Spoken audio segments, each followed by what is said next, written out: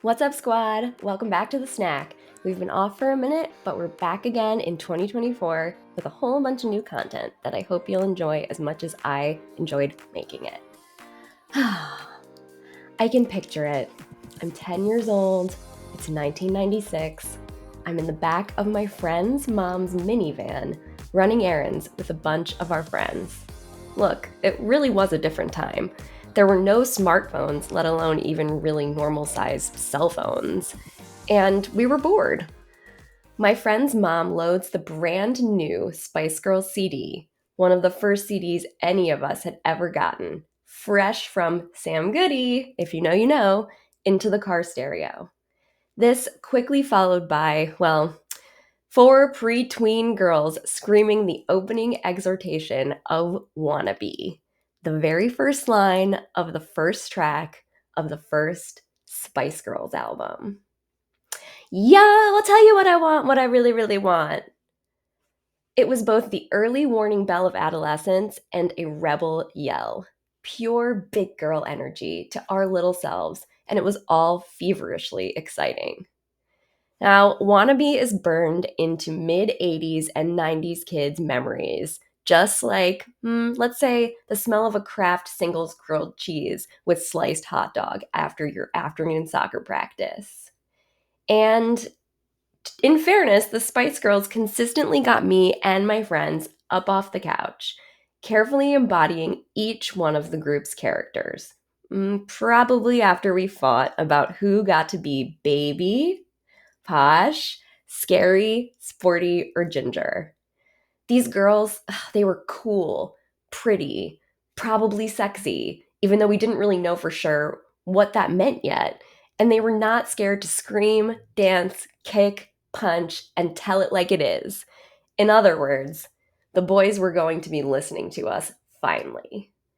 And the Spice Girls moment, it really, it faded out of the sun just like all pop groups does, but not without leaving us with true bangers like Two Become One, Say You'll Be There, Spice Up Your Life, and never forget the feature-length film, which I saw in theaters, of course, at least twice, Spice World.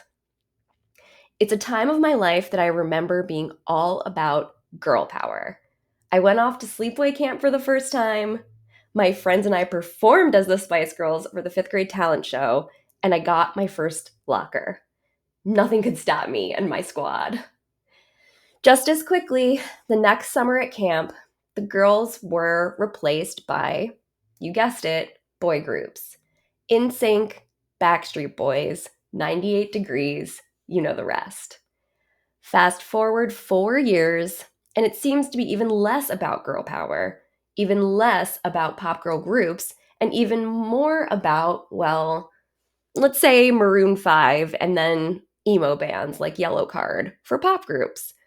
All of a sudden, there were no girl groups to be found, let alone almost any pop groups at all.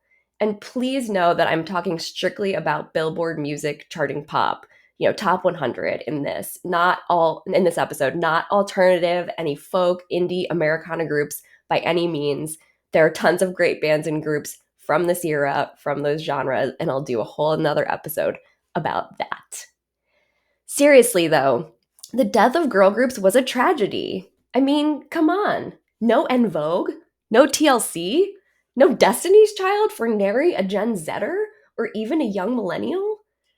Remembering this got me wondering, whatever did happen to girl groups?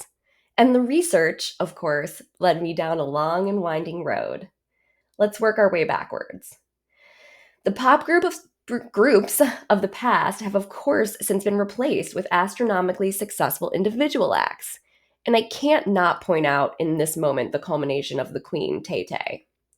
But the question really was, of course, why did Western pop groups, first the girls, then the boys, stop making money?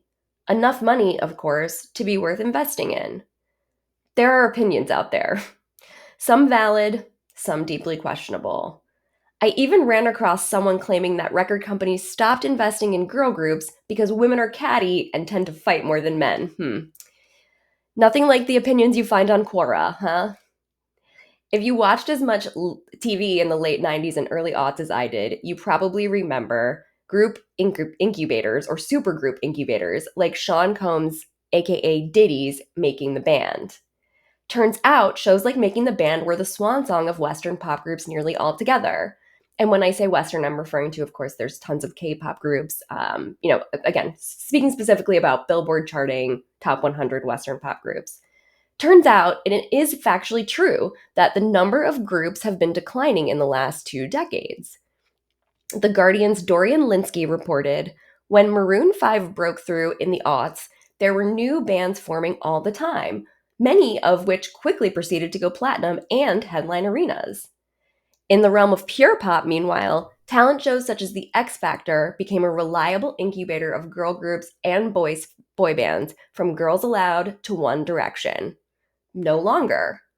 Popular music's center of gravity has undeniably moved towards solo artists, at least when it comes to serious commercial success. The paradigm shift has been obvious for a while now. What happened to all the bands? Asked Rostam after leaving Vampire Weekend in 2016. Is it just that bands are corny now? And has accelerated across genres. And the reason why pop ensembles, I think both boy bands and girl groups have declined, is ultimately mostly the same, really. It's the most obvious reason of all. Groups are too expensive. Western pop has moved firmly in the direction of superstars, and I'm not necessarily complaining, right? Like, hello, Dua Lipa, hello, Miley, hello, Olivia. We're in a renaissance.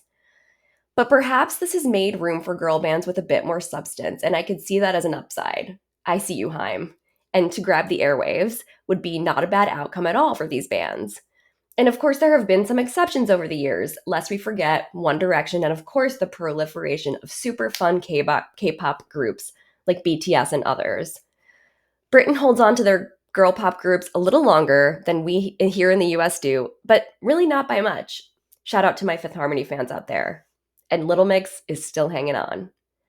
So, results of this unscientific research into the decline of girl groups, they've gone the way of the dinosaur, like most groups in general. But we're missing out because of the special message that girl groups, which equal girl power, bring to the table.